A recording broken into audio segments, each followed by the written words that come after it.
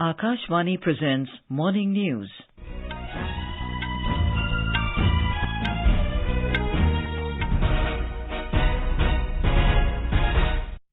Good morning. I'm Anuja Kumar. The headlines. MeT Department warns of very heavy rainfall over northeast India, Bihar and Uttar Pradesh till tomorrow. Cancer-fighting drugs, medicines for rare diseases and food products for special medical purposes exempted from GST. Government forms special squads to take stringent action against pharmaceutical companies manufacturing spurious drugs. External Affairs Minister S Jaishankar to embark on a 7-day visit to Indonesia and Thailand from today.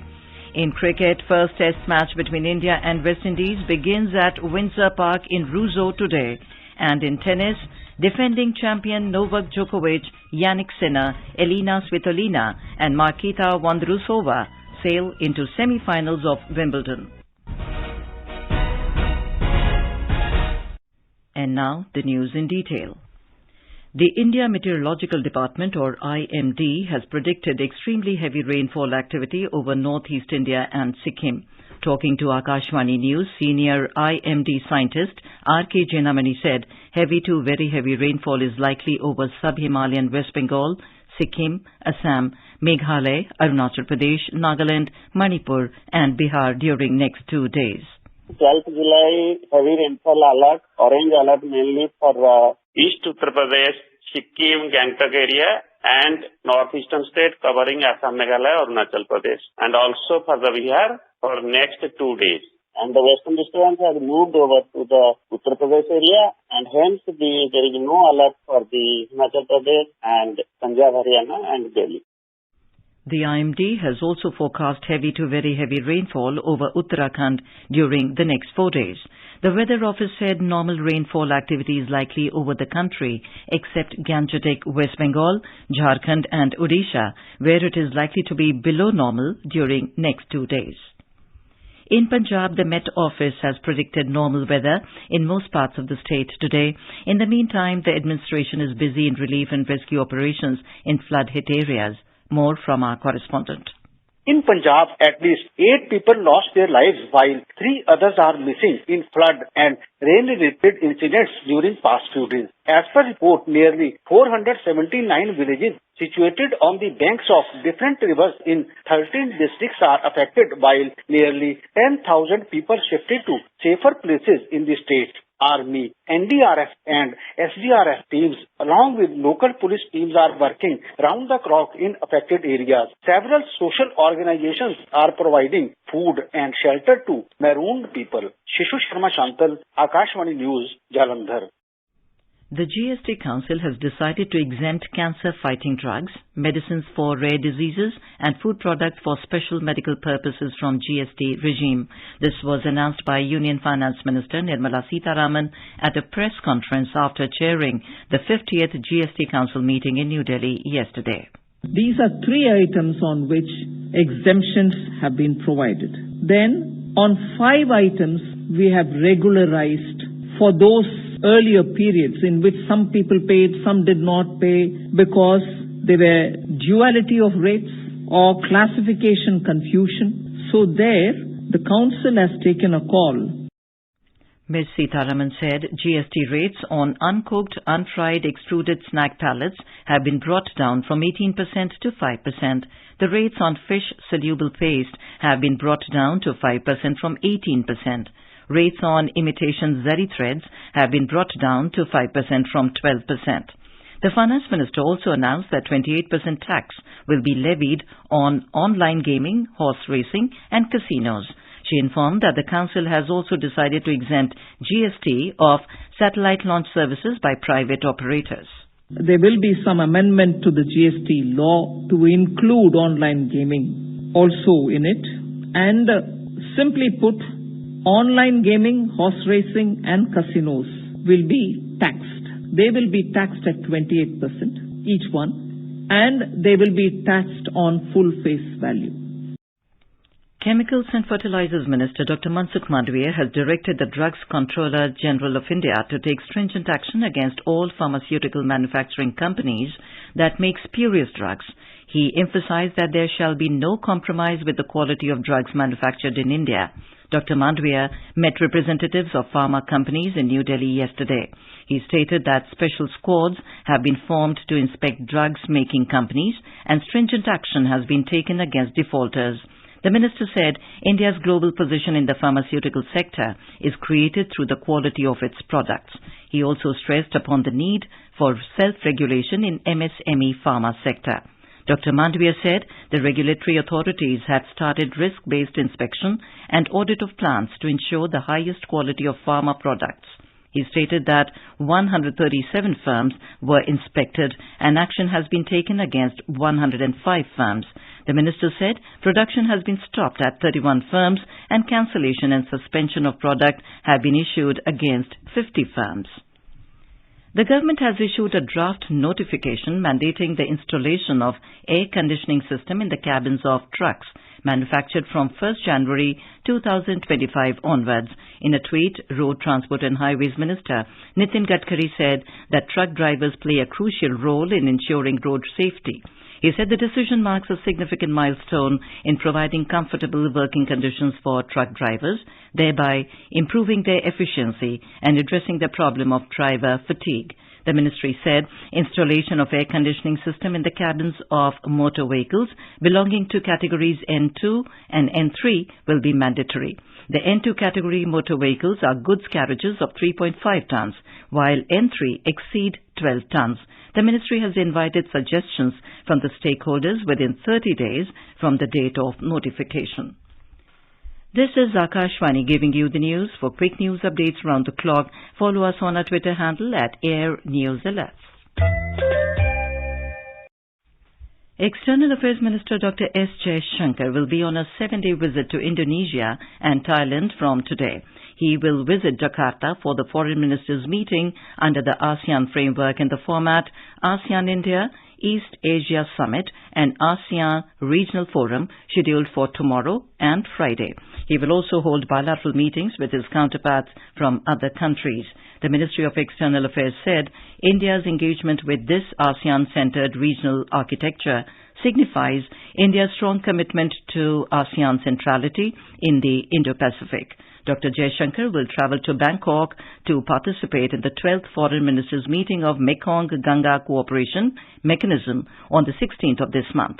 Mekong-Ganga Cooperation, one of the oldest mechanisms of Lower Mekong region, is guided by India's Act East policy.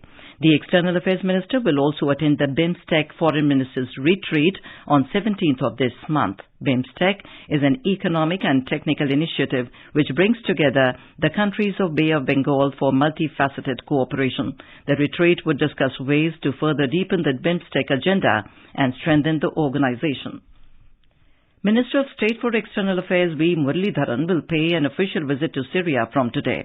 During the 2-day visit, Mr. Muralidharan is likely to meet the Syrian leadership in the capital, Damascus, for wide-ranging discussions. He will also interact with a group of Syrian students who have studied or are proceeding to study in India under the government scholarship scheme. He is also expected to meet functionaries of the Syrian Orthodox Church. This visit is expected to lend further momentum to the strong relationship between the two countries. Minister of State for Atomic Energy and Space Dr. Jitendra Singh has said that Chandrayaan-3 will open up new moon vistas for the world. The mission Chandrayaan-3 will be launched on Friday from Satish Dhawan Space Center, Sriharikota. Dr. Singh said that India's earlier mission, Chandrayaan-1, had thrown up new light on various aspects of the moon and, for the first time, brought before the world the evidence of the presence of water on the surface of the moon.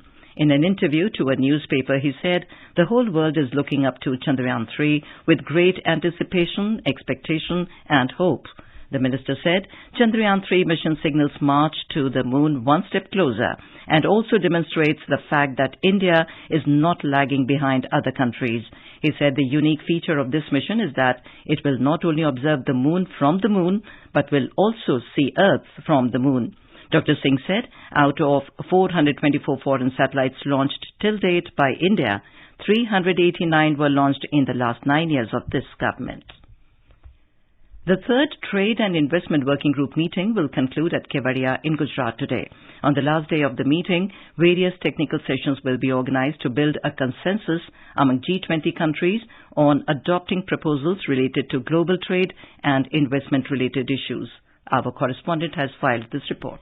More than 75 international delegates from various G20 countries, invited countries and international organizations are taking part in the three-day meeting. Secretary of Department of Commerce Sunil Barthwal said, integrating MSMEs to global supply chain through a digital portal and global recognition of educational degrees are one of the pressing issues for India. Based on the inputs given by the global representatives, draft of the ministerial communique will be prepared, which will be adopted during the G20 Trade and Investment Ministerial meeting scheduled at Jaipur. Aparna Khun, Akashvani News, Kevadia. North Korea has fired an unspecified ballistic missile from the Pyongyang area to waters off its east coast. South Korea's Joint Chief of Staff confirmed. The launch was also reported by Japan's military. The launch comes after North Korea made complaints over U.S. military activities. On to sports. In cricket, the first test of the two-match series between India and the West Indies begins this evening at Windsor Park in Roseau, Dominica. World's number one test team India, which has come to the Caribbean islands for the first test series in 4 years, would be making a fresh start in the new edition of the World Test Championship cycle under Rohit Sharma's leadership. India have made quite a few changes in the test squad for the West Indies series from the one that played against Australia last month.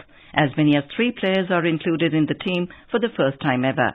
The second test will be played at the Queen's Park Oval in Port of Spain from 20th to 24th of July.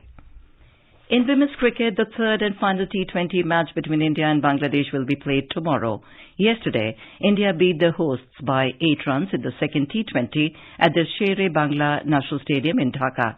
Chasing a target of 96 runs, Bangladesh were bowled out for 87 runs in their stipulated 20 overs.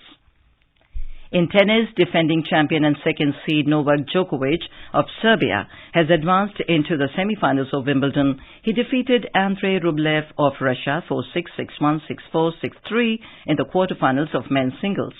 Earlier, Italian 8th seed Jannik Sinner beat Roman Saifulin 6-4, 3-6, 6-2, 6-2 to reach the semi-finals. In women's singles quarter-final, Ukraine's Elina Svitolina, ranked 76th in the world, shocked top-seeded Iga Świątek of Poland 7-5, 6-7, 6-2. Svitolina will now face Marketa Vondrousova from the Czech Republic for a place in the finals. Vondrousova defeated 4th seed Jessica Pegula of America in the other quarter-final clash. India's Rohan Bopanna and his Australian partner Matthew Ebden have entered the quarterfinals of men's doubles. The 6th seed Indo-Australian pair defeated Dutch-American combination of David Pell and Reece Tabler in pre-quarterfinal match last night. And now for a look at today's newspapers. It's over to Tanvi Khurana. Thank you, Anuja. All the dailies have referred to the all-powerful Goods and Services Tax Council to impose 28% tax on online gaming films. The Economic Times adds all large cars to face 22% cess on top of 28% GST won't apply to sedans. Tata set to be first Indian entity to make iPhones. Western plant deal expected by August end, states Financial Express. About the upcoming G20 Clean Energy Meet, Hindustan Times writes Global Biofuels Alliance to be announced in Goa Meet. Slew of packed strategy to students, 25-year plan as PM heads to Paris is the front page headline in the Indian Express on the Prime Minister being the guest of honor at Bastille Day celebrations later this week. And finally, according to a global index, 415 million people exited poverty in India in 15 years, making the country one of the 25 nations to do so, writes the Times of India. And with that, it's back to you, Anuja. Thank you, Tanvi. And now, before we end the bulletin, the headlines once again. MeT Department warns of very heavy rainfall over northeast India, Bihar and Uttar Pradesh till tomorrow. Cancer-fighting drugs, medicines for rare diseases and food products for special medical purposes exempted from GST. Government forms special squads to take stringent action against pharmaceutical companies manufacturing spurious drugs. External Affairs Minister S Jaishankar to embark on a 7-day visit to Indonesia and Thailand from today.